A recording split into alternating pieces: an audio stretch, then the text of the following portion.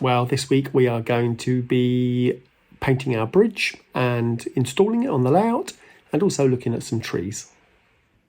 Well, as we're basing our model on the Longmoor Military Railway, I found the bridge. I found a colour photo of the bridge. So it does look like it's a sort of a darker battleship grey. So I'm going to try and sort of mix up a paint that's perhaps that darker grey colour. So to do that, we have to use some black paint, white paint, and a little bit of blue. And then that will give us our battleship grey. So I'll start trying to mix that paint up now. We don't need, oh no, way too much black. We only need a tiny bit of black. I've put way too much in there. So I just need to be careful with that. Let me get that out. Get that out of there. Yeah, that's way too much.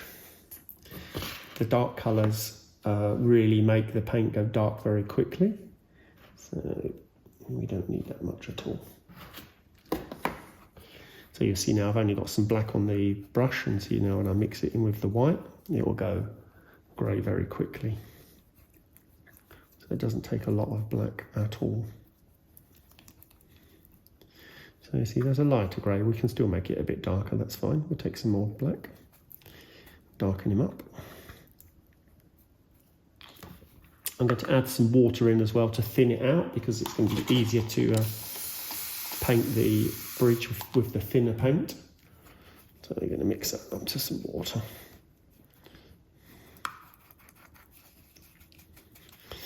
And then for battleship grey, you just add a little bit of blue.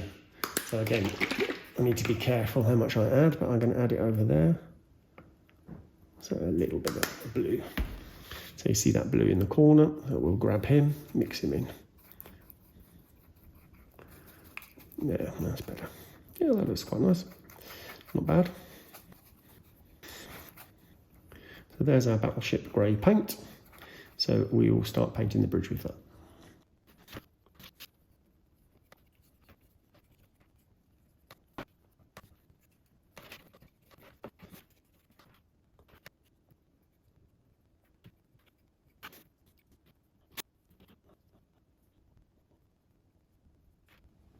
Well, I've painted our bridge. I didn't paint the bottom because that is, the track's going over that, and it's a bit fiddly as well, to be honest with you. So I've painted the sides and the top section. So once that's dried out, then we're going to do a little bit of weathering, put some weathering powder on it to make it look like it's a bit rusty, and then we'll go and install it on the layout.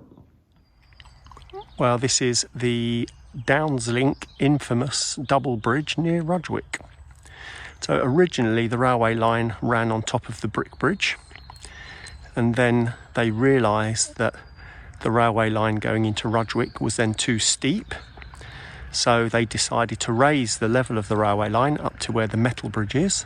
So that meant they had to increase the size of all the embankments and do lots of other work and relay all the railway, so that then the line going into Rudgwick was less steep. So this is a good example of where good planning and proper planning and thinking ahead is very important when you're building and designing your railways. Well, I don't know if you can see that very clearly, but over the battleship grey I've put on some weathering powders. So on the left there in the corner you see there's a little bit of green, like some moss, and then underneath the joints it's more sort of browny, like there's rust on it. Can you see like where the water would run down the poles and just make it go a little bit rusty? Can you see that in a few different places? Just a bit of rust on the end, a little bit more green on that end as well. And we've put some, I don't know if you can see, where the holes, where the holes are, I've gone over that with a pencil. So it's actually graphite, so it makes it sort of look shiny. I've done that on all the edges as well. You can't see, well, you can see a little bit on that edge there. So it makes it look, looks like it's shiny, like metal. So yeah, so we're going to go and install this on the layout now. Well, you can see that's where the bridge is going to be going. So to get under there afterwards is going to be quite difficult. So I am going to take the bridge off for now, and then we can apply some scenic items here on the embankments under the bridge so that they're done. So I've got some blended turf, which we're going to be using. Also, we can use some clump foliage to make some little bushes. And I've also brought in some lichen as well that we can use also to make maybe some little bushes or something. So first thing we need to do is just to put down the cover so that earth blend will go down. So I'm going to put on some glue and then we'll brush that over.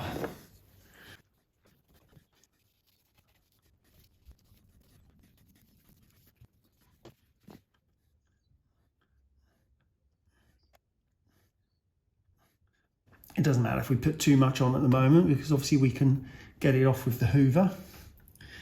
That's what the hoovers are for. I don't need to cover the track as well because the track is not glued. There's no glue on the track, hopefully.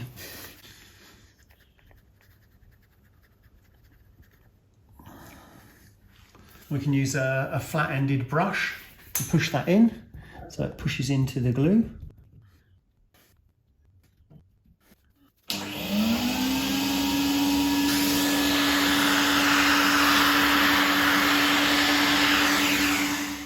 Yeah, a small lichen bush glued in there will look nice.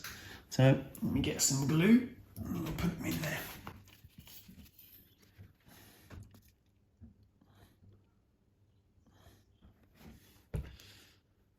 I'm just going to push him into the glue.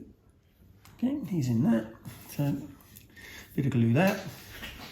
And then we'll get some little green bushes, so some small clump foliage. Again, we'll find homes for that.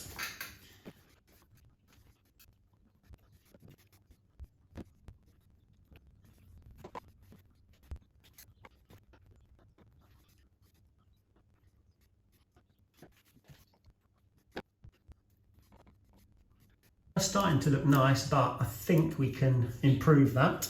So I'm going to tape up the track, put some spray glue on, and we put maybe a little bit of grass and also some oak leaves, just so it's a bit more interesting.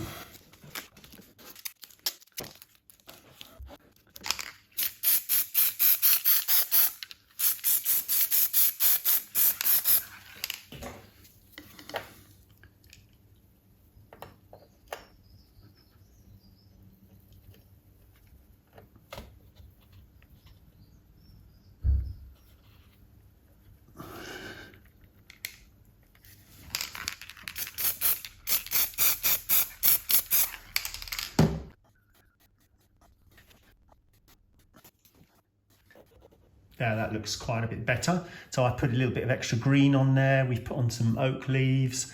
So yeah, it doesn't look just as plain as it was. Obviously we've got our bushes in there, so put some extra bushes in and things. So yeah, it looks a lot nicer. So now I'm happy when we put the bridge on top of that. That will sit nicely on there and you'll see a bit of landscaping underneath the bridge.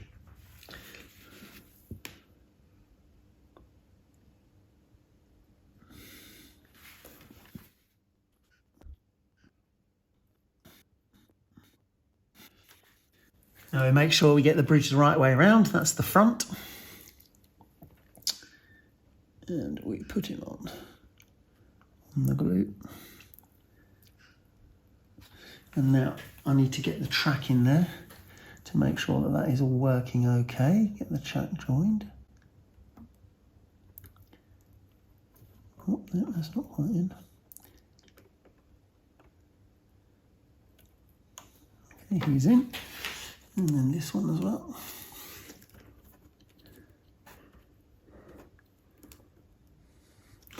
Okay, I've got a problem on the left-hand end, so I'm going to have to make some adjustments to that and come back to that.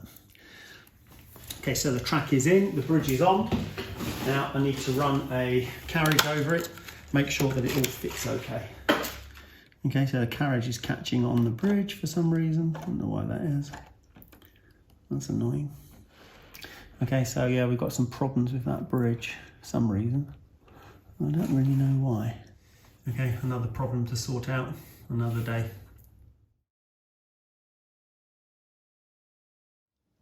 Well, we've just finished ballasting this section of track, all the double line there, and then also the centre section. I've got to put a curved platform in there, so I haven't ballasted that yet.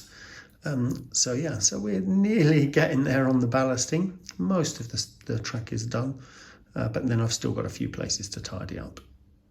Our church is going up here, so I am going to build a small piece of board under the church and then stick the church to the bit of board so that we can lift that up to gain access. So I need to cut a little bit of plywood so that we can stick that to the hatch.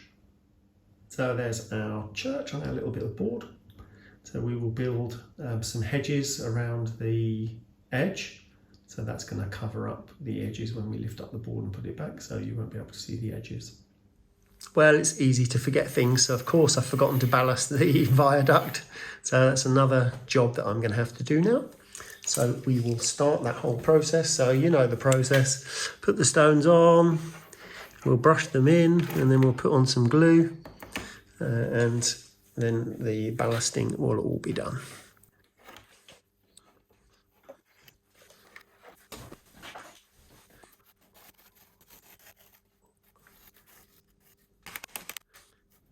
Well, somebody's decided to have a little bit of a rest on their chair under the tree. So you get an idea of the scale. So these trees are quite big actually, but then I also have some small ones as well. This is one of the bigger ones actually. Yeah, you see we've got some that are about half the size as well. And then I made a couple even smaller than that too. Here you see a selection of tree sizes. So the little guy sitting on his chair is a N-scale person, and then to his right or to our left you see there's a little tiny tree there, and then behind that another smaller one, and then the bigger one to the right, and then the biggest one at the back. So all different sizes, 1, 2, 3, 4 different sizes of trees we've got here. So yeah, you get an idea of what they look like. Well, we've been experimenting with little bits of wire, of some static grass and some green flock, and I've made a tiny little bush. You can see that, so different. It's taken me about 15-20 minutes to make it, but hey, I've got a little bush now that I can poke into the layout somewhere. Experimenting with different techniques using green polyfibre. So we put some glued to polyfibre on, put some green fine grass on there, a bit of yellow fine grass on the top, and we have a tree. Well, there was a new release from Graham Farish, so we decided that we would get hold of one. Now this arrived today, so we will carefully open it and see what we can find. Okay, we won't open it carefully. I can't get it open. Oh, got it. Okay. You can see this is a flat wagon. Now, you might be surprised to know what these things are called. This is a 40-ton Parrott bogie. Now, my son felt that sounded like a South American biological weapon. But no, it is actually a War Department wagon. Now these wagons allegedly were first designed or created to carry aircraft parts. And I can assume that aircraft quite often are called birds. So maybe this was called a Parrott because it carried aircraft parts. War Department. The bogie bit comes from this bit at the end. You see this where the wheels are? These wheels turn. That's called a bogie. So a Parrott bogie is not anything to do with the actual bird or a cold, but it is, yeah, as I say, perhaps they were made for carrying aircraft parts originally. Of course, I'm going to put a tank on this one. This is for carrying one of my tanks. Thanks for joining us this week. See you next time. 8:30 p.m. weekdays and Sundays. The Down Coastal Special leaves Houston